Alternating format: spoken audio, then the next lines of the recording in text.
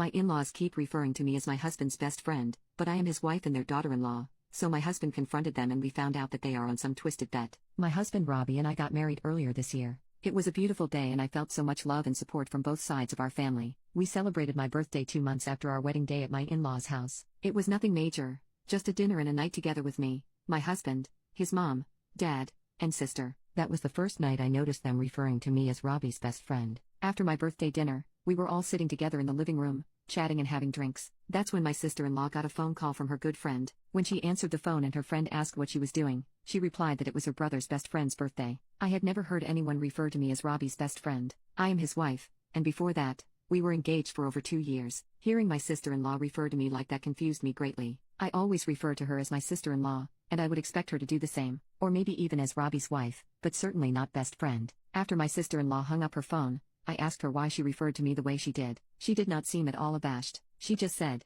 "Well, you are best friends, and that's what mom and dad call you," referring to mother-in-law and father-in-law. My sister-in-law and I are by no means very close, but we are nice to each other and have never had any fights. We just don't hang out outside of family functions because our personalities are pretty different. She's never made it seem like she was annoyed or mad at me. I decided to let it go that night, even though it weirded me out. But then it all happened again a few days ago, which is why I'm writing this post. My mother-in-law and I both work in the same industry doing similar jobs but at different companies in the area. Sometimes our companies collaborate when we have clients who switch over. This week we had that happen, and I had to pay a visit to my mother-in-law's office to help a client transition. My mother-in-law was in the office, so I stopped by to say hello. While I was there she introduced me to her colleague, and once again I was perplexed by how she did it. She said, "This is my son's best friend." As I was shaking hands with the colleague, I paused and awkwardly said, "I'm his wife." The colleague looked confused but my mother-in-law continued to smile and didn't address it. Once we were alone I asked my mother-in-law why she referred to me like that. Just like my sister-in-law she didn't seem to act like it was weird at all, and said the same thing, "Well, you are best friends." The only thing that I can think to explain this is that in my vows to Robbie, I promised to continue being his best friend. Nobody acted like this was odd or special, and I feel like it's a pretty common thing to put in vows. So I'm not sure why Robbie's family seems to have clung to it, unless it has nothing to do with everything. I've spoken to Robbie about this too, and he is also perplexed by it. He asked his parents privately about it and they gave him the same answer they've been giving me. It all just feels like some sort of bullying behavior to me, but I've never felt a sense of this from them before. Are they calling me his best friend because they don't like the fact I'm his wife? Or is it some inside joke they've been in on without me? I'm not sure what to do or make of it, especially because the in-laws are acting like it's not an issue when I bring it up. Yes, I am Robbie's best friend, but I'm also his life partner and their dill/sister-in-law. I don't know what to do. Update: unfortunately for my relationship with Robbie's family, poop has hit the fan. Yesterday afternoon, Robbie and I were invited over to his parents' house for dinner. I have a big project due this week at work, so I needed to stay home and wrap it up. I told Robbie to go catch up with his family while I ordered a pizza. Apparently, this is when Robbie decided he was going to set things straight and figure out why his mom and sister keep referring to me as his best friend. Please keep in mind that I'm telling this story based on the details that my husband has given me.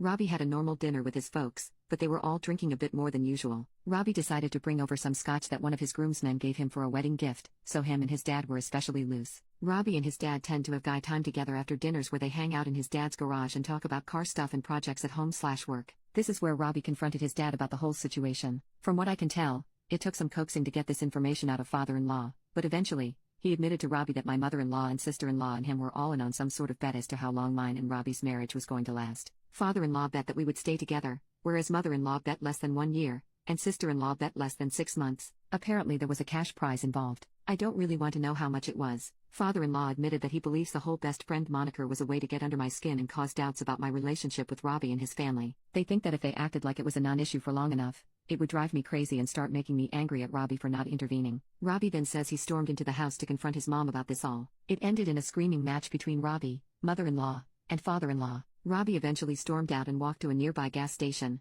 and from there he called me for a ride since he couldn't drive. This morning, when I drove Robbie back to get his car, we had a horribly awkward confrontation with his parents. Mother-in-law is apparently pissed at father-in-law for betraying the secret, and they were fighting about it all night. Father-in-law will be staying with us in our extra bedroom for a couple of days, or until they can calm down and talk to each other again. Robbie is now set on going no contact with his mom and sister. He is angry with his father but is more willing to forgive him. Personally, I would prefer if we saw a family therapist before doing this, but we are still ironing out the details. Hopefully, we can get through this with both marriages intact.